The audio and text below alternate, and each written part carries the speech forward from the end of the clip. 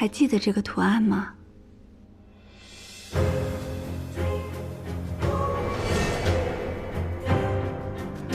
上次你画在那名女子的手臂上，她是你阿兄带回来的吗？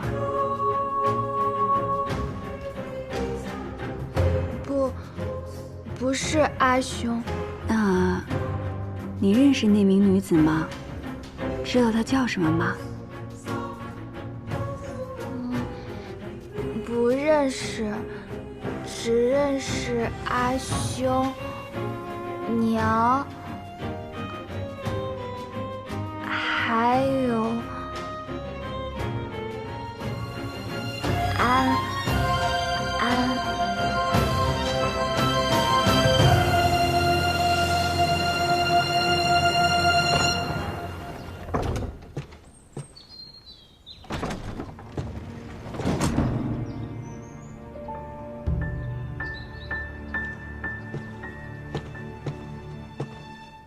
小贪吃鬼呀，快来，快再吃点啊！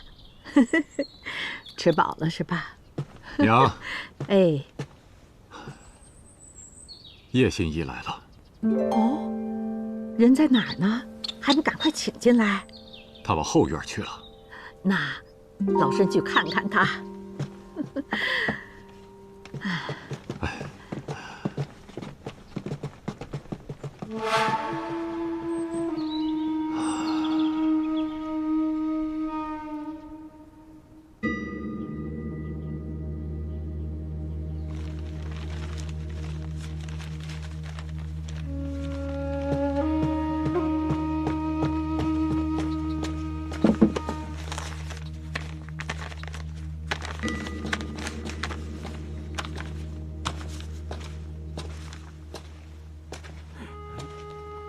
你是郎主的客人吧？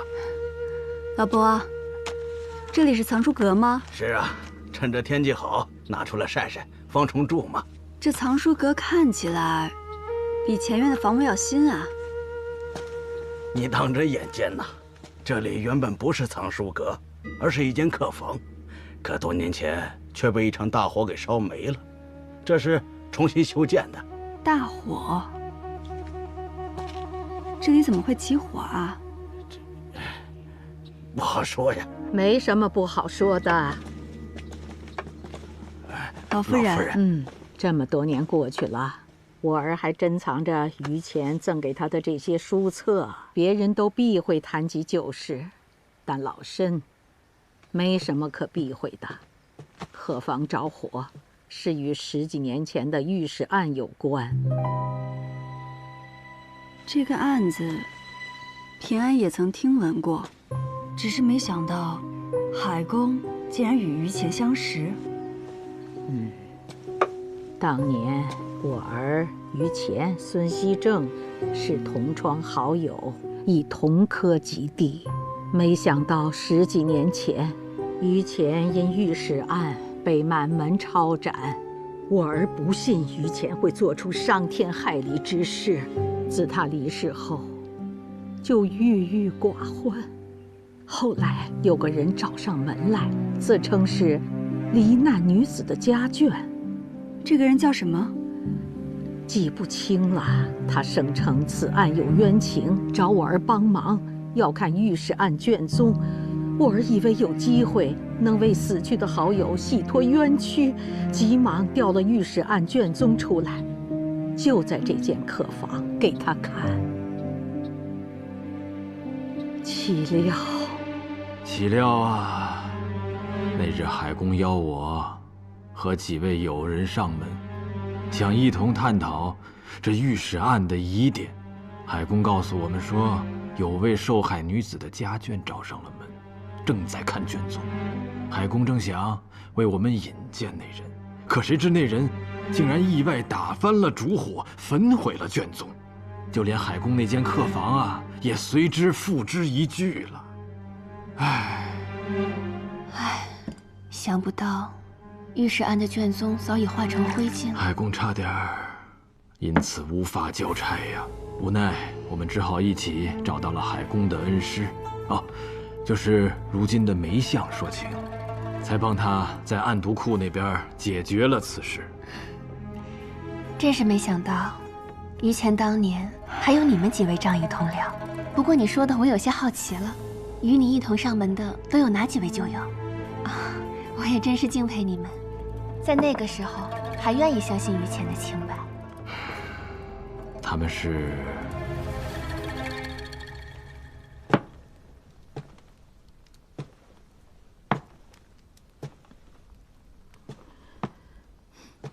哦，娘，您怎么来了？叶心怡走了。哦，来，坐会儿吧，娘。娘，您这是怎么了？方才在后院，我看到当年于谦送你的书册，睹物思人，每每想起他，为娘这心里就堵得慌。当年你将升迁侍郎，于谦蒙冤狱中，写信托人带给你。当时你不在府中，我就先收下了那封信，我就知道他是被冤枉的。儿啊，于谦已将他全家的性命和清白都寄托于你了，你务必想办法救他呀！娘，您放心吧，于谦与儿是挚友，我一定想尽办法相救。可怜呐，他是那么的刚正不阿，是个清正廉洁的好官呐，终究还是含恨而终。娘，往事已过，您也莫要再因此伤怀了，身体重要。儿送您回去歇着吧。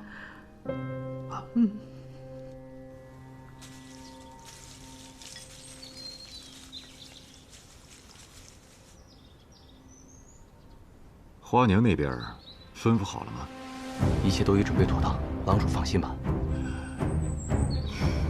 好的，可以撒网了。是。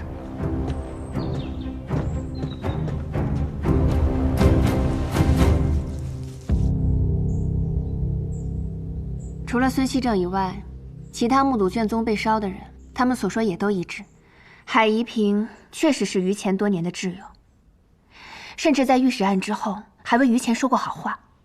我看，那个纵火的人根本不是什么受害者家眷，找了这么多年，最后连卷宗的线索咬断了。丹心，我知道，你一直想为愚公洗清冤屈，我们已经努力这么久了，现在更要沉得住气。我不是不明白，我只是为愚公惋惜。他本已官至侍郎，可就因为为民请命得罪了高官，才从侍郎又被贬至了八品。如此刚正不阿之人，最后还是栽在了小人手上。若当官的都想于谦，这世间得少多少冤案啊！要让愚公这样的人能安心做事，就得需要我这种不择手段之人，先为他扫清障碍。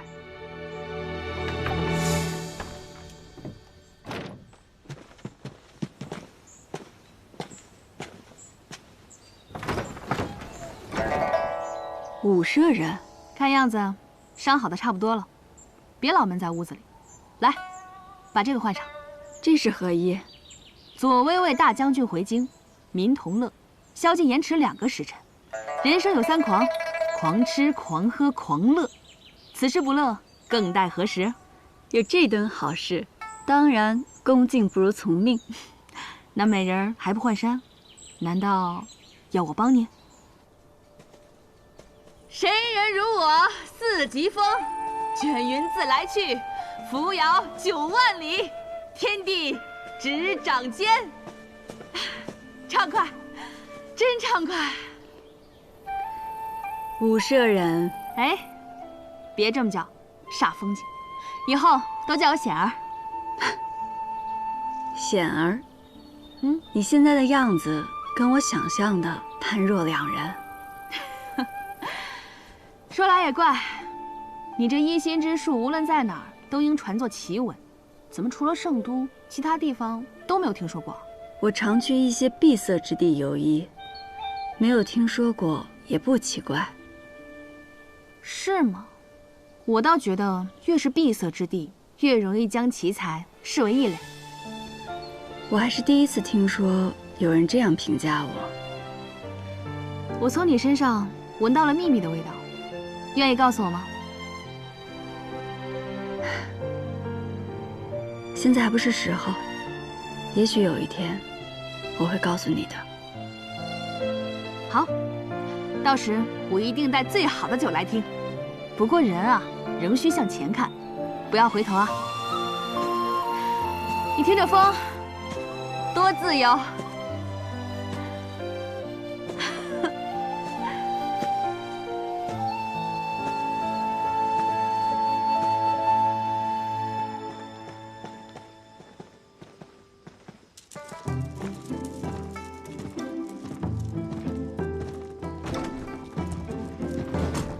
怎么样，这万国香，今日我全包了。不愧是武舍人，出手就是阔气。这是还有客人？他一会儿就到。花娘，来了来了，快点啊！哎呀，让武舍人久等了。这啊，是我们万国香最善琵琶的歌姬，名唤霓裳。美人如玉，真叫人挪不开眼啊！两位贵客，今日想听首什么曲儿啊？平安，你是客人，你来选吧。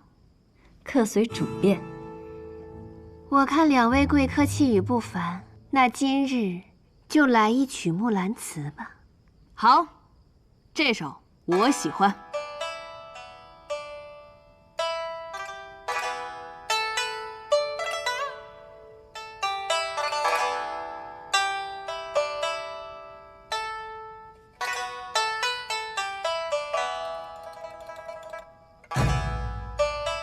昨夜见军帖，可汗大点兵。军书12卷，卷卷有爷名。阿爷无大儿，木兰无长兄。愿为市鞍马，从此替爷征。东市买骏马，西市买鞍鞯，南市买辔头，北市买长鞭。但辞爷娘去，暮宿黄河边。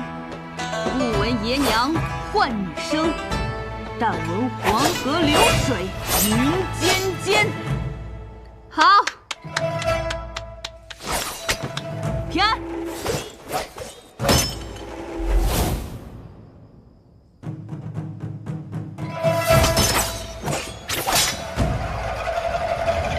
万里赴戎机，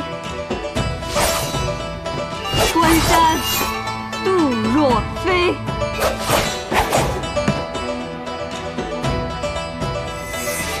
朔气传金阔，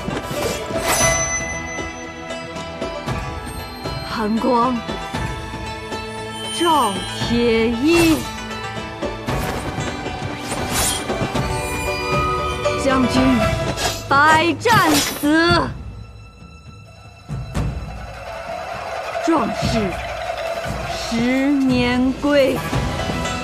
归来见天子，天子坐明堂。好。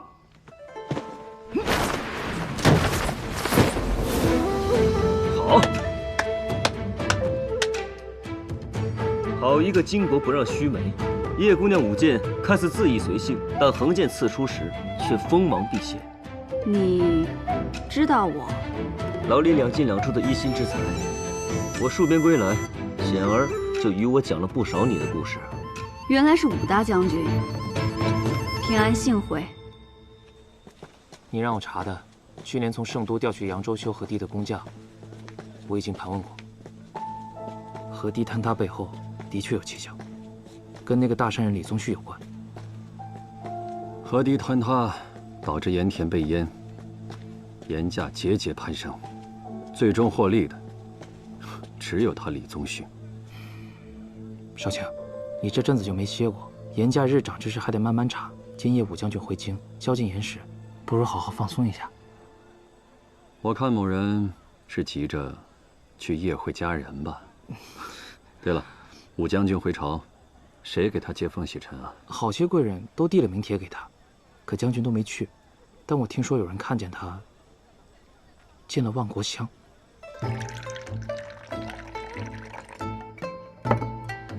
兄长乃常胜将军，守卫边境，保我家国平安。难得回京，今夜这酒可得喝个痛快。不如叶姑娘一起吧。来。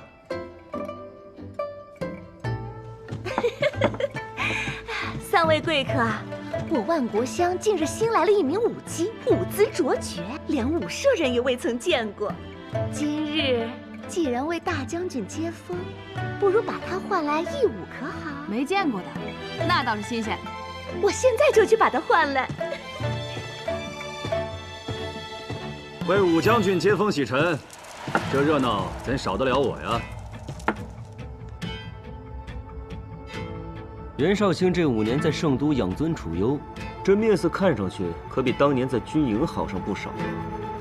没想到兄长与袁绍卿竟是旧相识。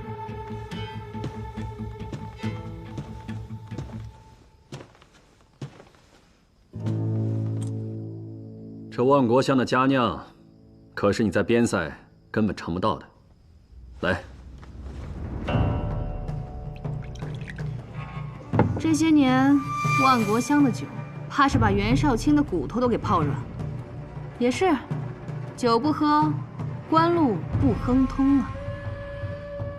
说到这官路亨通，在下自然不及叶新使。长新使能与2位结交，这攀高枝的本事，自然了得。我知道，袁绍卿看我最不顺眼，但也没必要挤兑我啊。今夜我好歹是客，你可是不请自来啊！各位贵客久等了，快点！来，给诸位贵客介绍一下自己。妾身名唤离歌，善胡舞、长袖舞、绿腰舞、这支舞，不知诸位贵客想看什么？百军旗鼓狼城破，犹记军前这支舞。就来这支舞吧。这支舞好，这支舞好啊！诸位呀，可要好好欣赏。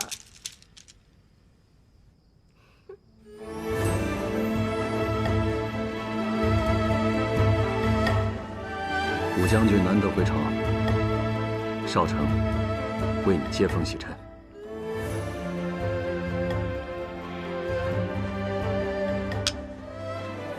这万国乡的酒也没那么好喝。明日武士场，你我再会上一会。好，你既有邀，我怎能不去？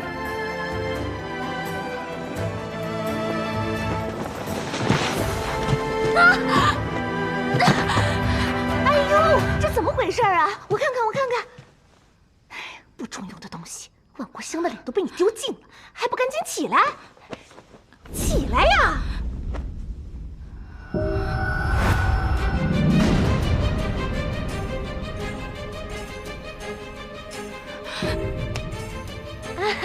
还不赶紧起来给各位赔礼！快点儿！还不快给各位贵客赔不是？是我不好，我向诸位赔罪。你先送他回去吧。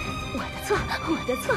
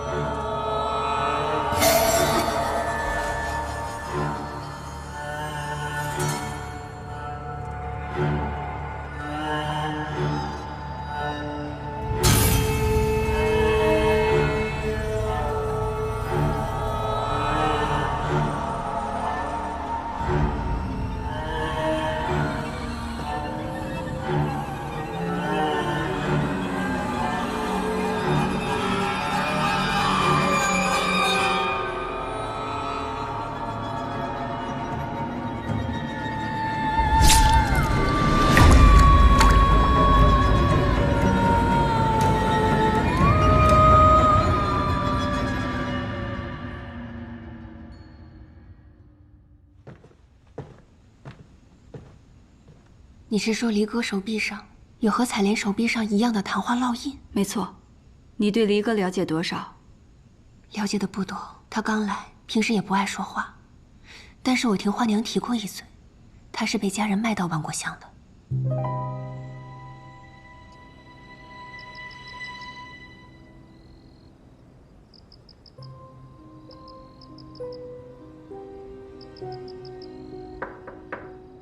离哥姑娘，我进来了。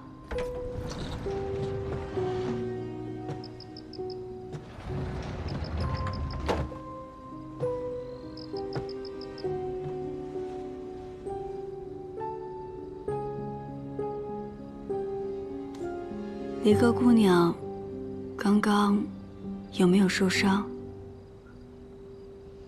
无碍。我的同伴已经离开了。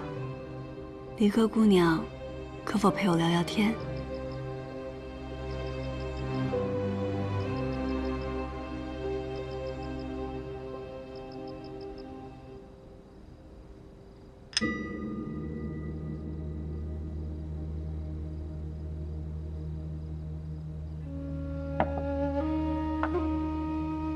光喝酒多无趣啊！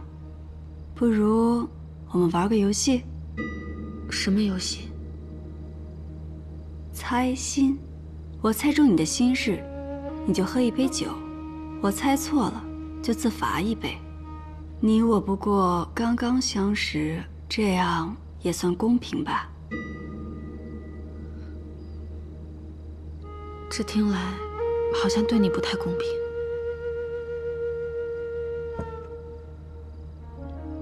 第一杯酒，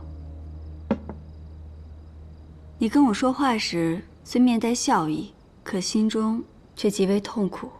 你的手还常常发抖。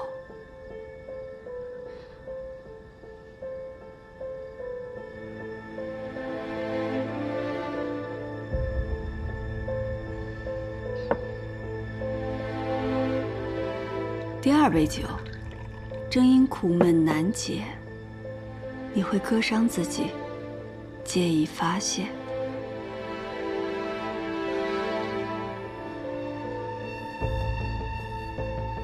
第三杯，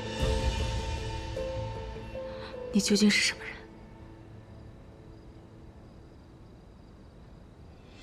人？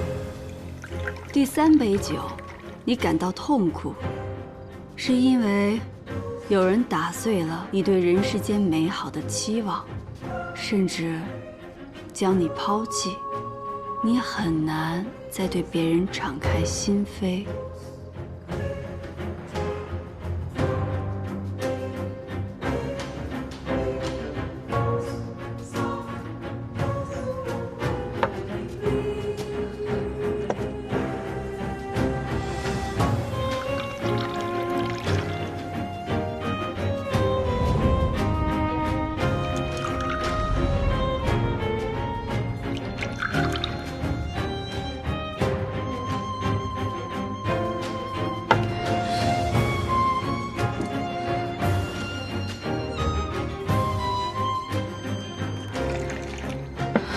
人言可畏，更甚于灾病，所以我从不与他人交心。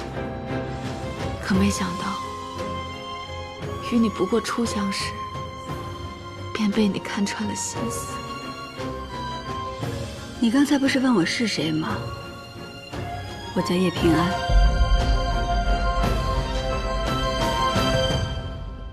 你是那个那个心意，难怪。刚才那些，请你千万不要告诉他人。倘若让他人知道，他们一定会认为我是怪物的。我答应你，可你能否告诉我，给你烙下这昙花烙印的人是谁？我不想说，我也不能说，他身份显赫。倘若你执意要问的话，我只能谢客了。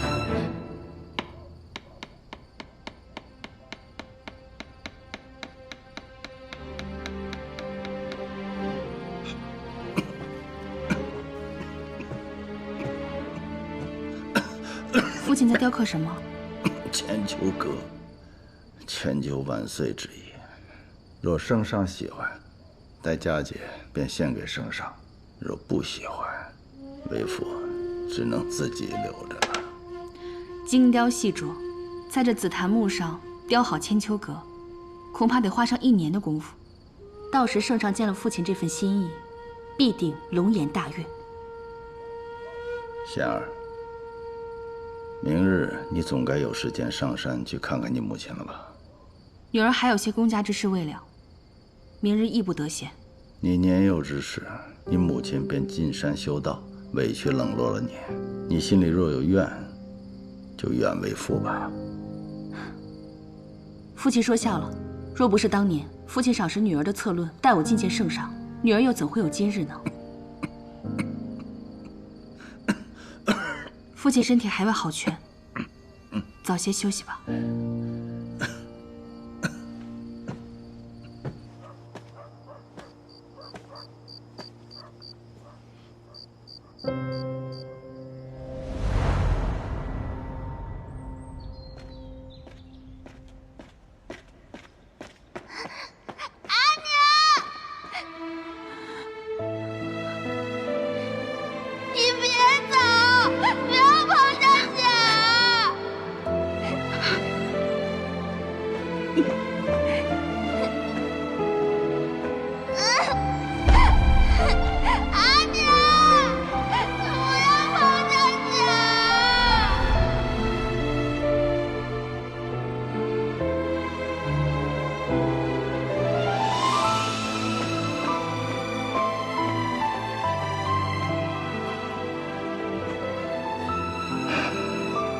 从此以后，不许再提娘娘。起来，起来，随你。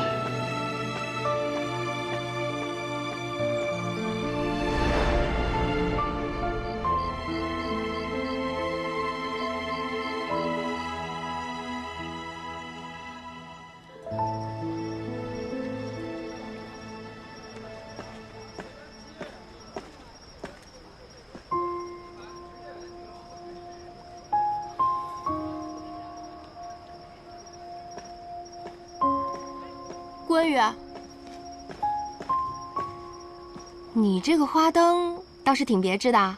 昨夜等你的时候买了一个，后来我觉得还是自己亲手做比较有意义，但我这手笨，就给做成这样了。送你的。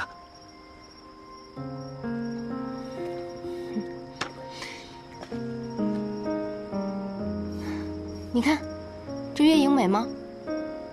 很美啊。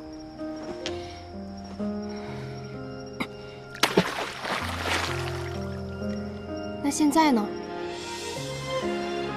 其实很多你觉得美好的东西，全部都是假象。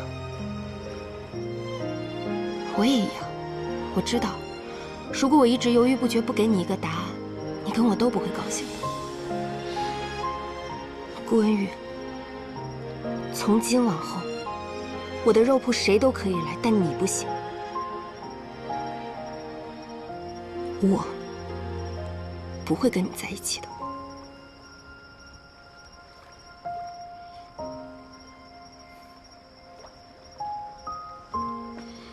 你的顾虑是和御史案有关吗？你怎么知道的？你还知道什么？是不是袁绍成？你先让我把话说完，好吗？我从出生起便是贱民。12岁那年，我被人从盲沟买走，就被关进了一座宅子，过着暗无天日的生活。只要犯错就是一顿毒打。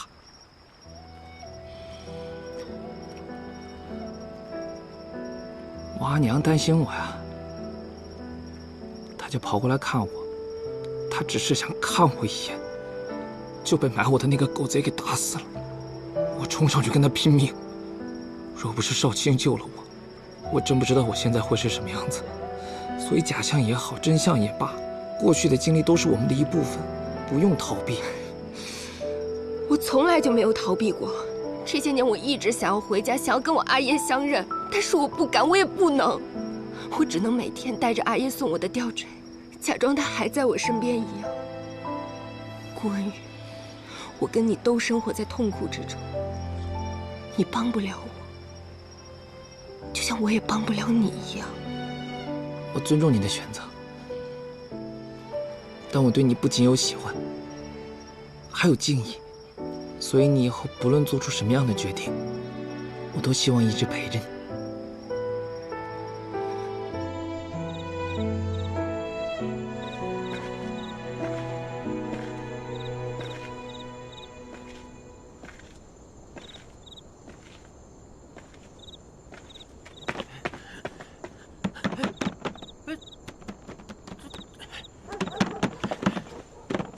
没人。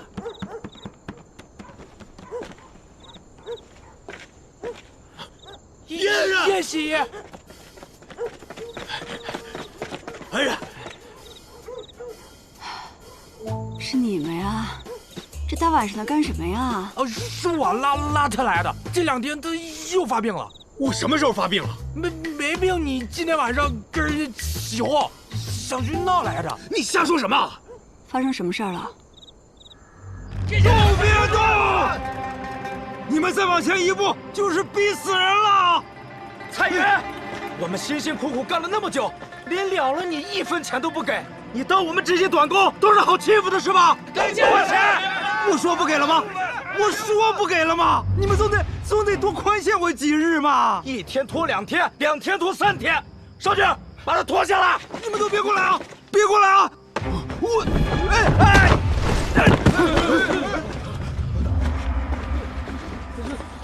他怎么不动了？让一让，我来看看。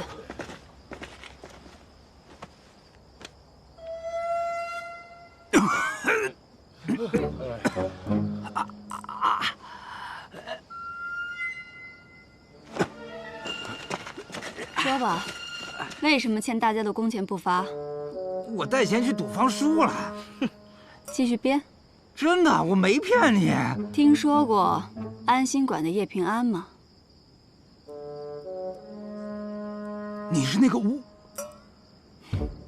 我说，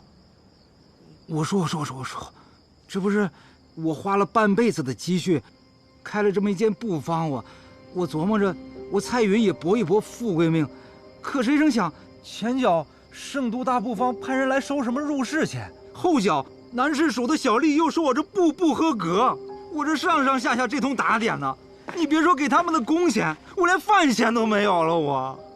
这明明是好布啊，他们诚心挤兑你。哎呦，你是明眼人呐！我说我找朋友打听打听，这一打听才知道，甭管是南市署还是什么智库，都跟那个大布坊有勾结，他们简直是只手遮天，就是不准我们这些小布坊开张。我都不是第一个被逼上绝路的了，我。那大布坊该不会就是九河吧？九河，那可是圣都最大的布坊。你害怕他们去九河布坊闹事，会把他们自己也搭进去？你还挺讲义气啊！加油！行了，九河布坊背后的人是谁？还不是圣都第一富商，也是皇室宗亲，琅琊郡王李宗旭。李大善人？那不可能啊！那李大善人明日还要举办酬民宴呢。对呀，我听说啊，这个宴席是专门给咱们穷人准备的，去了吃喝管饱。有这事，善人有这事。没少帮我。行，那明天还得劳烦你再吃点苦。什么苦？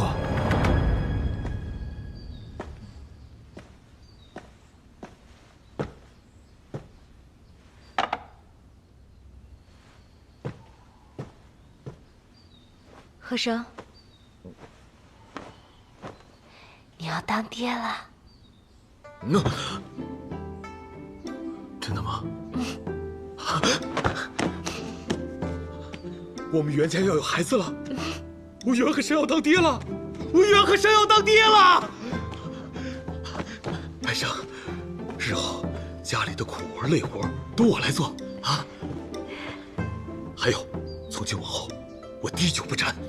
这个是你说的？我说的。贺生，现在我们有了孩子，我们去安静的乡间过日子，好不好？可少长怎么办？他经常冒险行事，我在，他还能有所顾忌。我若走了，他只会更加肆无忌惮，早晚会惹祸上身。我不能抛下他不管。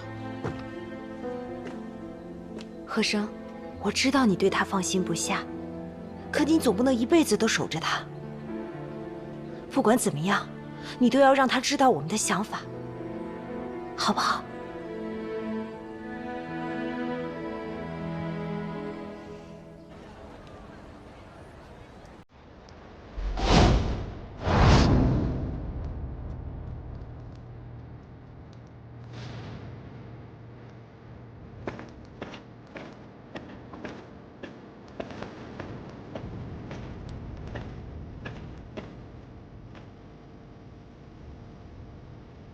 今日你约我至此，所谓何事？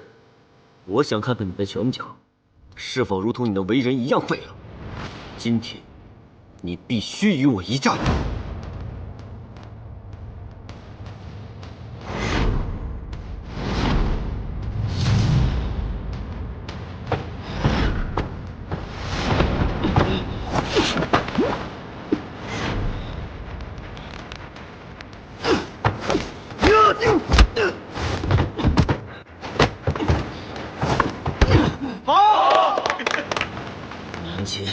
突破敌方包围，带回了情报，立了大功。现如今，却变成了趋炎附势的小人，为什么？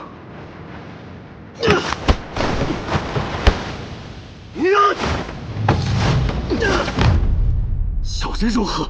趋炎附势又如何？只怕我终有一天会对你构成威胁吗？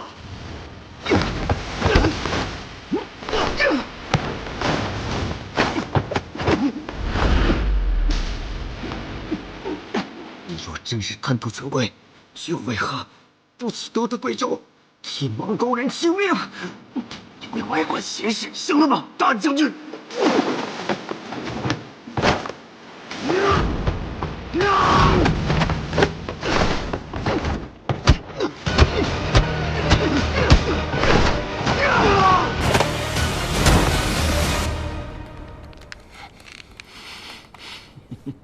你还是你。